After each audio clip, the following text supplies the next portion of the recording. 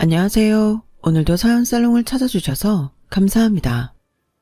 전업주부에서 지금은 어엿한 사업체의 사장이 된 여성이에요.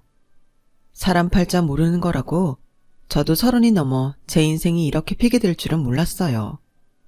그래서 길고 짧은 거는 대봐야 안다고들 하나 봐요. 저는 그리 내세울 것 없는 평범한 가정에서 자랐어요. 부지런하게 살아오신 부모님 덕분에 생활이 궁색했던 건 아니지만 학자금 대출 없이는 대학 공부를 하기 힘든 형편이었어요. 그래서 일찍부터 경제관념 하나는 제대로 익히고 살아왔죠. 20살까지는 부모님 도움으로 살아왔다고 해도 이후부터는 제 힘으로 살아야 한다는 생각을 일찍부터 갖게 되었으니까요. 그건 제 남편도 마찬가지였어요. 남편은 3남 중 둘째였는데 어릴 때 형이 일찍 세상을 떠난 후로 줄곧 마지노릇을 하고 살았거든요. 형의 빈자리를 채우기 위해 부모님께 투정 한 번 안 하고 자랐다고 하더군요. 그래서 그런지 남편은 늘 가족에 대한 책임감에 눌려 사는 것 같았어요. 우리 부부가 처음 만난 건 제가 입사를 하고 2년이 조금 넘은 시점이었어요. 제 첫 사수였던 당시 대리님이 자기 대학 동창을 소개시켜 주셨는데 그 상대남이 바로 남편이었거든요. 내 동기라서 그러는 게 아니라 정말 괜찮은 놈이야. 지민 씨랑 성향도 비슷해서 말도 잘 통할걸? 말씀은 감사하지만 전 아직 누굴 만날 생각이 없어서요. 더군다나 같은 회사 사람은 좀... 우리 회사가 사내 연애 금지하는 데도 아닌데 무슨 걱정이야. 나도 우리 와이프랑 사내 연애해서 결혼했잖아. 걱정 말고 편하게 한번 만나봐. 잘 안 돼도 부서도 다른데 뭐 어때? 마주칠 일도 없을 텐데. 그렇게 사수의 손에 이끌려 약속 장소로 나가게 되었어요.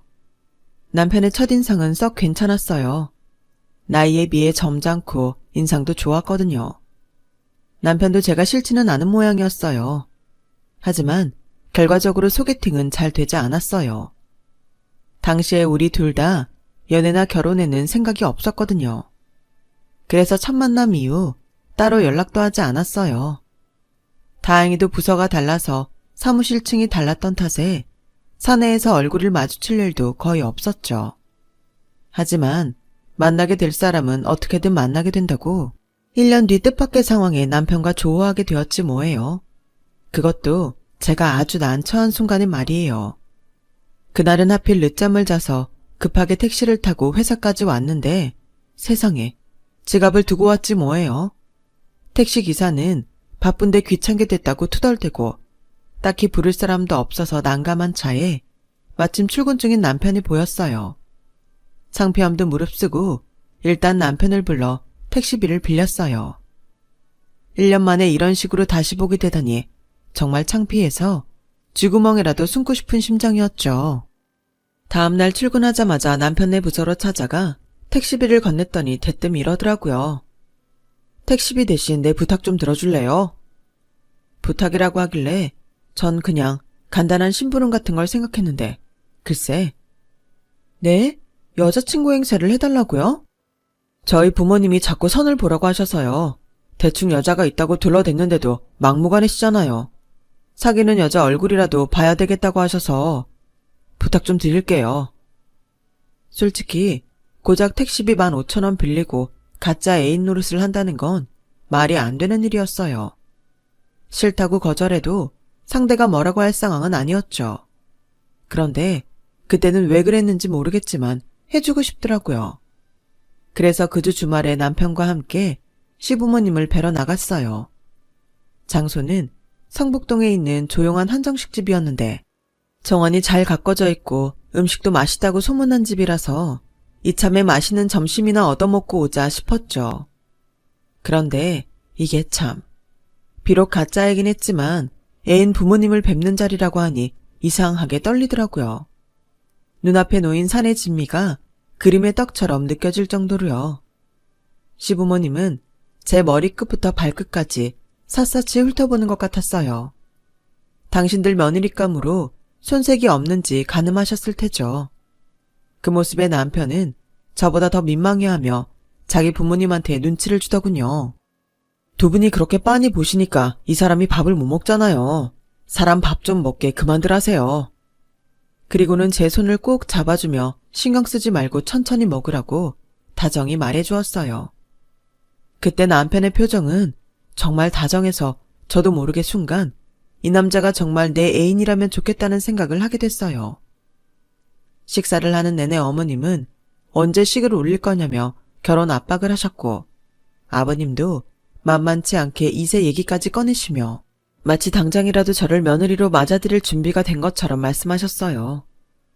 인상도 마음에 들고 참한 게 내 마음에 쏙 드는구나. 그래, 우리 성민이랑은 1년 넘게 사귀고 있다고? 1년 사귀었으면 연애도 충분히 했으니 바로 식을 올려도 되지 않겠니? 아우, 이도 참. 아직 상견례도 안 했는데 벌써 식을 올려요. 아가, 네 시아버지가 성격이 급해서 그러니 이해해 다오. 그래도 말이다. 이왕이면 30 전에 애를 낳는 게 좋지 않겠니? 젊을 때 낳아야 산모 몸에도 무리가 덜 가고 애 키우는데 덜 힘들거든. 어머머, 내가 주책이지? 아직 성민이가 청혼도 안 한 모양인데. 두 분은 쿵짝을 맞춰가며 결혼을 닥달하셨고 그 바람에 저도 남편도 얼굴이 벌개져서는 밥이 입으로 들어가는지 코로 들어가는지 모를 정도였어요. 식사를 마치고 시부모님이 돌아가시자 남편이 어쩔 줄 몰라 하며 몇 번이나 사과했어요. 지민씨, 정말 미안해요. 많이 불편했죠? 원래 저런 분들이 아니신데 오늘따라 유난히 결혼 압박을 하시네요. 내가 대신 사과드릴게요. 처음 소개팅을 하던 때와 달리 제 앞에서 쩔쩔매는 남편을 보니 괜히 장난기가 발동했어요. 그래서 뾰로통한 표정으로 이렇게 말했죠. 그렇게 미안하면 앞으로 한 달간 점심 사세요. 그럼 용서해 드릴게요. 그저 장난처럼 한 말이 빌미가 돼서 우리는 그 후 한 달간 점심을 같이 먹었어요. 그렇다고 매일 남편한테 점심을 얻어먹은 건 아니고 종종 제가 도시락을 싸가서 회사 근처 공원에 함께 앉아 먹기도 했어요. 그런데 신기한 건 젊은 남녀가 한 달 내내 둘이서 점심을 같이 먹다 보니 없던 정도 쌓이더라고요. 남편은 원래 자기 꿈이 항공기 조종사였다는 것과 정년퇴직 후에는 아내와 함께 배낭을 메고 세계 여행을 떠나고 싶다는 등 그동안 남들한테 하지 못했던 얘기들을 제게 들려주었어요. 평소 말수가 적은 사람이라고 생각했는데 그 사이 제가 많이 편하게 느껴졌던지 제 앞에서는 아기새처럼 조잘조잘 잘도 떠들더라고요. 그런 남편의 색다른 모습을 보는 것도 좋았고 저 역시 남편과 비슷한 꿈을 가지고 있어서 그런가 덩달아 신이 나곤 했어요. 그렇게 서로에게 연애 감정이 쌓여가는 사이 한 달이라는 시간이 훌쩍 지나갔고 마지막 점심을 먹는 날이 되었어요. 아침 일찍 일어나 평소보다 신경 써서 만든 도시락을 들고 남편과 함께 공원으로 향했죠. 남편이 먼저 대시를 해주면 좋겠다 생각하면서요. 하지만 도시락통을 다 비우도록 남편은 아무 말도 하지 않았어요. 저도 남편 눈치를 보느라 말을 꺼내지 못했고요. 중이 제 머리 못 깎는다고 둘 다 답답하게 시간을 흘려보내고 있는데 마침 그때 제 사수가 점심을 먹고 회사로 돌아오다가 저희를 보곤 달려온 거예요. 내 이럴 줄 알았어. 둘이 그동안 비밀 연애하고 있었구나. 아쭈, 도시락까지 싸와서 둘이 먹은 거야? 언제부터야? 응? 언제부터 사귀기 시작했냐고. 남편은 그런 거 아니라고 손사래를 쳤지만 사수는 그 말을 믿지 않는 눈치였어요. 야마, 내가 널 모르냐? 넌 아닌 사람한테는 여지도 안 주는 놈이잖아. 같이 점심시간에 공원까지 나와서 도시락까지 까먹어 놓곤 아무 사이 아니라고. 그리고 여자가 마음에 없는 남자한테 도시락 싸다 주는 거 봤냐? 이게 어디서 오리발이야? 사수는 정확하게 저희 두 사람 마음을 짚어주었고 우리는 그제야 서로의 마음을 알게 되었어요. 데이트 방해 안 하겠다고 사수가 돌아가자 남편이 빙그레 웃으며 그러더군요. 우리 둘 다 속마음 들킨 것 같은데 그냥 사귈까요? 그렇게 우리는 1년을 돌고 돌아 연애를 시작했어요. 그리고 이듬해 결혼을 하게 되었죠. 이미 사귀기 전부터 시부모님께는 결혼 허락을 받은 터라 저희 부모님한테 허락을 받고는 바로 결혼식 준비에 나섰어요. 저나 남편이나 실속 팔아서 따로 스튜디오 사진은 찍지 않고 정말 필요한 것만 간소하게 준비해서 식을 올렸죠. 이렇게 아낀 돈으로 나중에 남편과 배낭을 메고 세계 여행을 할 생각으로요. 하지만 살다 보니 나중에라는 말처럼 쓸모없는 단어도 없겠다 싶더군요. 한번 미루면 다시는 하기가 어려워지는 게 바로 그 나중에였으니까요. 남편도 저도 양쪽 집 맞이라서 부모 형제한테 돈 들어갈 일이 끊이지 않았어요. 집안에 경조사가 있을 때마다 맞이라는 이유로 짊어져야 할 의무가 있었으니까요. 제 동생이 결혼할 때도 그랬고 양가 부모님 환갑 때도 그랬어요. 물가는 하루가 다르게 오르고 직장인 투명 지갑에선 빠져나가는 항목만 늘어가니 둘이 버는데도 좀처럼 여유가 나지 않더라고요. 그러다 애까지 낳고 보니 이젠 일까지 그만두게 되었지 뭐예요. 주변에선 어떻게든 회사는 관두지 말라고 했지만 돌도 안 된 아기를 어린이집에 보내야 할 상황이다 보니 어쩔 수 없더라고요. 저희 부모님은 두 분 다 맞벌이를 하고 계셔서 시간이 안 되시고 시댁은 아버님은 일을 하시고 어머님은 살림만 하시지만 체력이 안 되셔서 애를 봐주실 수가 없었거든요. 그래서 남편과 상의 끝에 금전적 손해를 보더라도 제가 일을 쉬고 애를 보기로 합의를 봤어요. 일단 애 좀 키워놓고 다시 일자리를 찾아보자 생각했죠. 그런데 그게 말이 쉽지 실제로는 여간 힘든 게 아니더라고요. 애가 젖을 떼고 뛰어다닐 나이가 되어서 다시 재취업 준비를 했는데 정말 단 한 곳에서도 오라는 곳이 없더라고요. 나이 어리고 쌩쌩한 신입도 아닌 몇 년간 집에서 살림만 하던 경력 단절녀를 누가 받아주겠어요. 그래도 어떡해요. 들어갈 돈은 많고 남편 혼자 벌어서는 생활이 힘드니 파트 알바라도 뛰면서 가게에 보탬이 되는 수밖에요. 친구가 하는 카페 알바부터 마트 판촉 알바, 도우미 알바까지 돈 되는 일이라면 어디든 달려갔어요. 처음 마트에서 판촉 알바를 할 때는 혹시라도 나를 알아보는 사람이 있으면 어쩌나 창피해서 얼굴을 가리기에 급급했는데 같이 일하는 아주머니들과 어울리며 사는 얘기를 하다 보니 그래도 내 한 몸 움직여서 먹고 살 수 있는 것도 복이구나 하는 생각이 들더라고요. 그래서 그때부터는 창피한 것도 뭐고 없이 불러주는 곳이면 어디든 달려가게 되었어요. 그런데 이런 제 모습이 누군가에겐 되게 쉬운 사람처럼 보였던 모양이에요. 바로 제 손아래 동서한테요. 제 동서는 저와 달리 꽤 부유한 집에서 자란 여자였어요. 나이는 저보다 2살이 많은데 워낙 의느님과 시술의 도움을 받아서 그런지 저보다 너댓 살은 어려 보였어요. 어머, 형님은 아이답지 않게 왜 이렇게 안 가꾸고 살아요? 내 이모뻘이라고 해도 믿겠네. 안 되겠다. 나한테 안 쓰는 아이크림이랑 나이트크림이 있는데 그거라도 가져가서 발라봐요. 형님 형편에 이런 거 사서 쓰시겠어요? 나라도 챙겨줘야지. 안 그래요, 어머님? 그래, 작은 애밖에 없다. 그래도 손윗사람이라고 지 손윗동서를 끔찍하게 챙기는 것 봐라. 얼마나 예쁘니? 큰애야, 너도 윗사람으로서 작은 애 잘 좀 챙겨줘라. 기가 막혀. 어머님 눈에는 이게 저를 챙겨주는 걸로 보였나 봐요.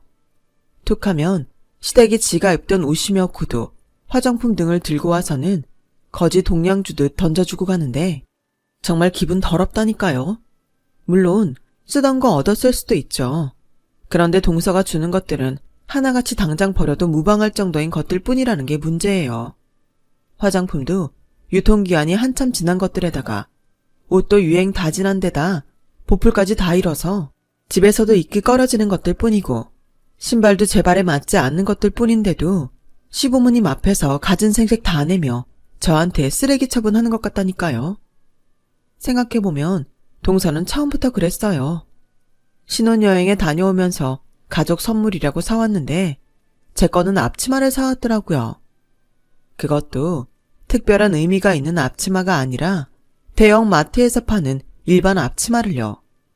그래도 선물이라고 사왔는데 싫은 티를 낼 수는 없어서 고맙다고 했더니 뭐라고 했는지 아세요? 고마우면 내 부탁 하나 들어줄래요? 어려운 건 아니고 이달 말에 집들이를 할 건데 음식은 홈파티 케이터링을 부르면 되지만 집 청소가 문제라서요. 내가 좀 예민해서 아무한테나 침실이랑 안방, 욕실을 맡기지 않거든요. 형님이 대신 와서 해주면 안 돼요? 고맙다면서 그 정도는 해줄 수 있잖아요. 이 여우 같은 게 꼴랑 몇천 원짜리 앞치마 하나 사주고는 지 집 청소를 시키더라니까요.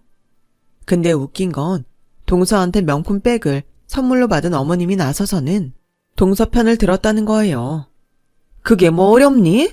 안 그러니 큰애야. 남도 아니고 동서지간에 그깟 청소 좀 못해줘? 직장도 그만두고 집에서 빤빤히 노는 애가 그깟 거 못한다고 하면 안 되지? 그 자리에서 거절했다가는 저만 속 좁은 사람이 될 판이었어요. 그래서 마지못해 알겠다고 대답했죠. 그날을 시작으로 동서는 툭하면 어머님을 앞세워 제게 이를 떠밀거나 저를 부려먹기 일쑤였어요. 그럼에도 찍소리 못하고 당하기만 했던 건 제가 금전적으로 동서만큼 시대게 하지 못하는 것 때문이었어요. 동서는 있는 집 자식답게 쌤씀이가 좋아서 툭하면 어머님을 모시고 백화점에 가서 고가의 화장품이며 구두, 옷 등을 턱턱 사 안기곤 했지만 저는 1,000원짜리 몇 장 가지고도 벌벌 떠는 처지였으니까요. 처음 시집을 왔을 때는 누구보다 저를 아끼셨던 어머님이었지만 돈 앞에서는 가족이고 뭐고 없더라고요. 그저 누가 나한테 득이 되는지 그게 더 중요한 것 같았어요. 딱 하나, 동서가 저보다 못한 게 있다면 그건 바로 아이였어요. 동서는 시집 온 지 2년이 넘도록 임신이 안 돼서 아이 얘기가 나오면 정색을 하곤 했거든요.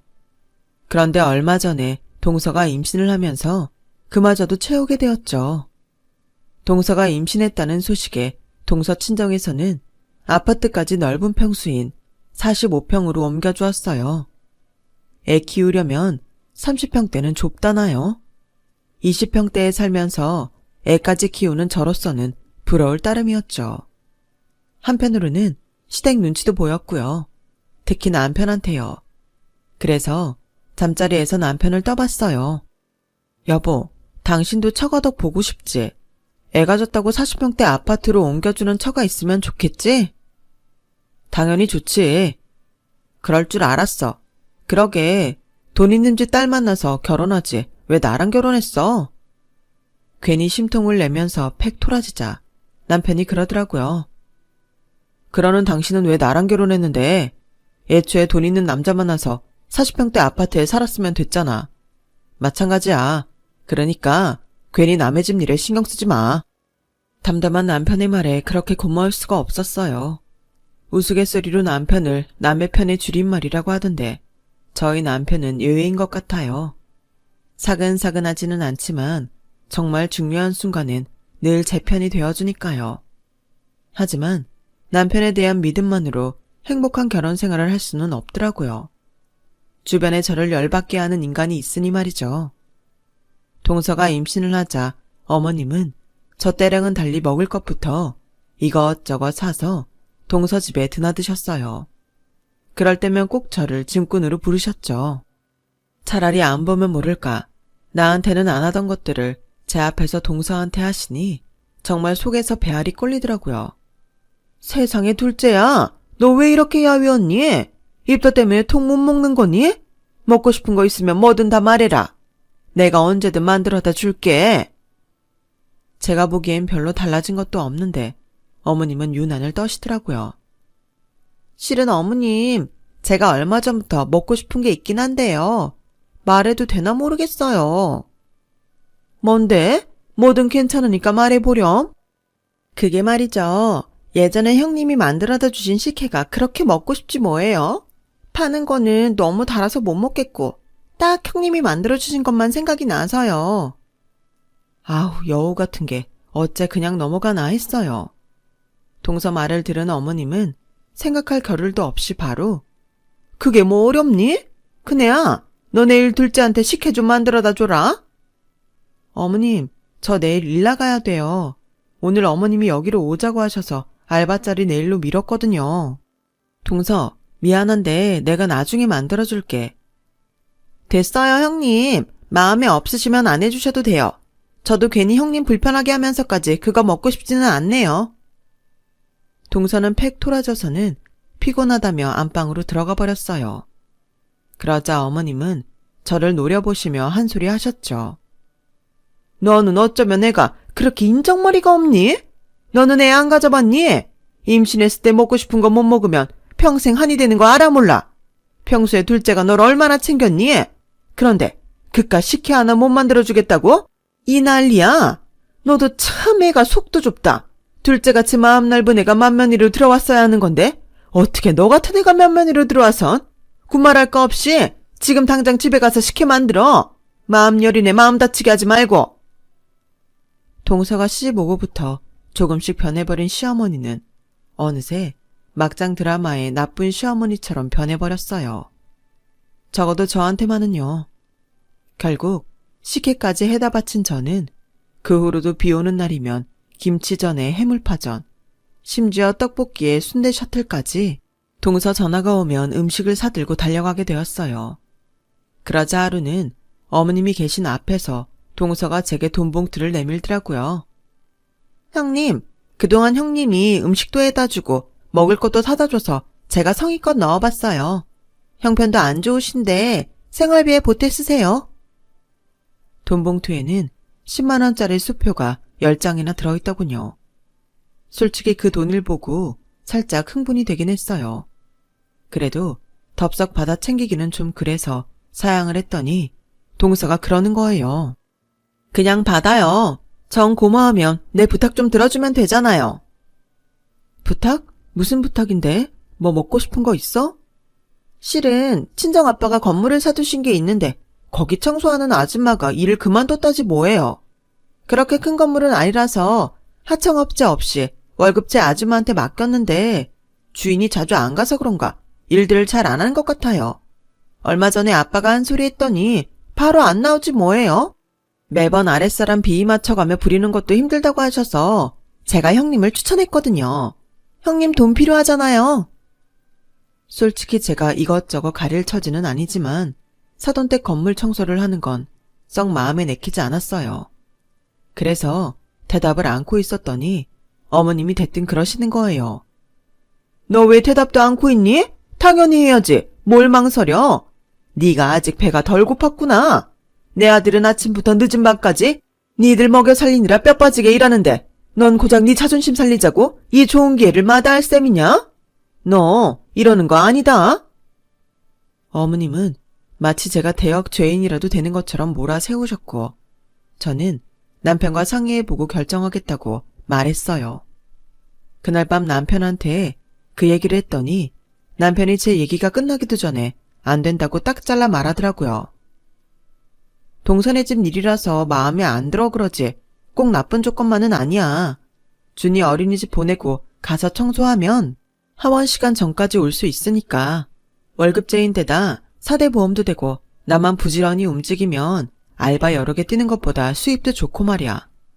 동서가 그러는데 거기엔 사무실로 쓰는 오피스텔이 많아서 종종 청소 알바도 들어온다더라고. 쉬는 주말에 청소 알바 몇 개만 뛰어도 월급만큼은 더 벌 수도 있고. 됐어. 누가 당신 보고 그 집 가서 청소일 하래. 돈 부족하면 내가 회사 일 끝나고 대리라도 들게. 그러니까 당신 그 일 하지 마. 내가 싫어.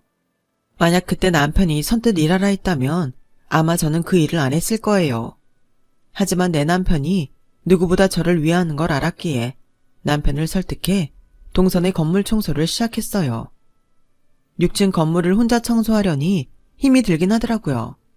거기다 돈 욕심에 주말 알바까지 했더니 처음 한 달은 새벽에 눈뜨기가 겁날 정도로 온몸이 으스러지듯 아프고 힘들었어요.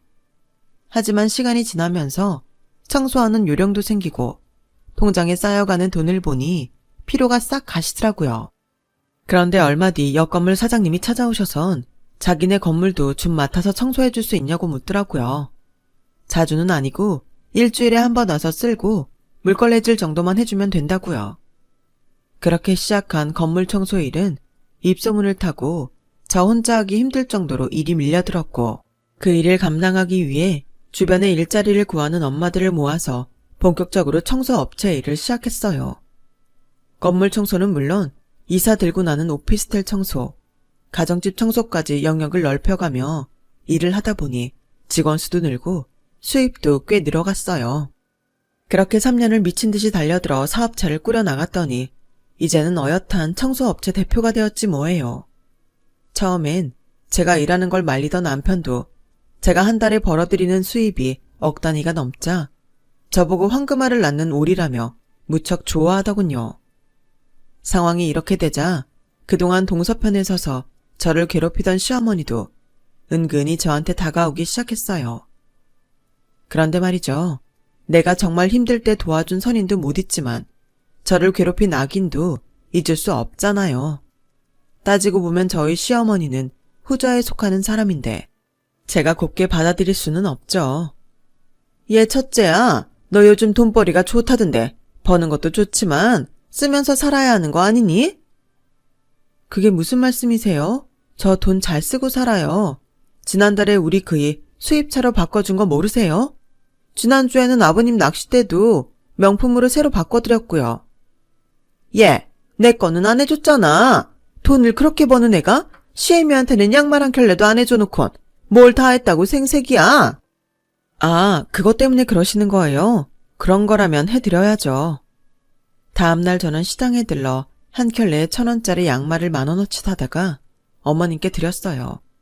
그랬더니 버럭 소리를 치시며 양말을 집어 던지더라고요. 너 지금 시애미 가지고 장난치니? 내가 양말도 안 사줬다고 했더니 양말을 사다 디밀어? 너 돈 좀 번다고 눈에 뵈는 게 없는 모양이구나. 아니요. 제가 왜 눈에 뵈는 게 없겠어요. 돈을 버니까 그동안 안 보이던 것들도 더 잘 보이는걸요. 어머님, 그동안 동서한테 용돈 받고 선물 받으시면서 저한테 어떻게 하셨어요? 돈 있는 둘째 며느리한텐 간도 쓸개도 다 빼다 주실 것 같이 구셔놓고 저한테는 왜 당당하게 돈 내놓으라 소리를 치시냐고요. 저한테도 똑같이 발발 기셔야죠. 안 그래요? 저요, 그동안 어머님 대신해서 동서한테 음식 만들어다 바치고 청소해주고 심부름하고 살았잖아요. 재주는 제가 부리고 돈은 어머님이 챙기고 말이죠. 그래서 말인데요, 어머님. 저는 제가 어머니께 해드릴 수 있는 거 그때 다 해드렸기 때문에 더는 안 해드릴 생각이에요. 그러니까 저한테 와서 이래라 저래라 하지 마시고 둘째 며느리한테 가서 구걸하세요. 아셨어요? 저는 어머님이 던진 양말을 집어들고 시댁을 나왔어요. 그 일이 있고 얼마 뒤 아버님 생신이라서 다들 시댁에 모였어요. 밥을 먹고 차를 마시려는데 동서가 지난번에 어머님과 저 사이에 있었던 일을 꺼내더라고요. 가족들 앞에서 저를 나쁜 년으로 몰아세우려는 거였죠. 어머님도 동서 옆에 찰싹 붙어서는 제게 당한 서러움을 토로하셨어요. 그랬더니 가만히 듣고 있던 제 남편이 그러는 거예요. 어머니, 이런 걸 두고 자업자득이라고 하는 겁니다. 어머님이 그동안 재수씨 편에 서서 제 아내 괴롭히셨잖아요. 어른이면 어른답게 못된 짓 하는 둘째 며느리를 꾸짖어도 모자랄 판에 같이 동조해서 큰 며느리한테 못할 짓 해놓으시군. 이제 와서 서운하게 했다고 따지시면 안 되죠. 그리고 재수씨, 언제까지 중간에서 여우짓하고 살 겁니까? 재수씨 하나 때문에 온 집안이 갈라지는 거 안 보여요? 지금까지 인생을 어떻게 살아왔는지 모르겠지만 인사과에서 10년 넘게 일해온 제 눈에는 재수씨가 어떤 사람인지 다 보입니다. 그러니까 허튼 짓 그만하세요. 그가 몰라서 눈 감아준 거 아니니까요. 평소 큰소리 한 번 안 내던 남편이 어머님과 동서를 차례로 혼내자 아버님도 시동생도 제 남편 눈치를 보기 바빴어요. 하지만 누구 하나 나서서 어머님과 동서 편을 들어주는 사람이 없었죠. 그날 이후 저는 시댁에서 누구 눈치도 보지 않게 되었어요. 어머님도 동서도 제 남편 눈치 보느라 찍소리도 못하거든요. 게다가 저에게는 여차하면 등 뒤에 숨을 수 있는 든든한 제 남편이 있어서 겁도 안 나니까요. 30이 훌쩍 넘은 나이에 평생 내 편인 남편을 발견하고 내 자식한테 부끄럽지 않은 엄마로 살 수 있어서 저는 요즘 구름 위를 걷는 기분이랍니다. 지금의 행복을 잃지 않도록 앞으로도 열심히 살아갈 생각입니다.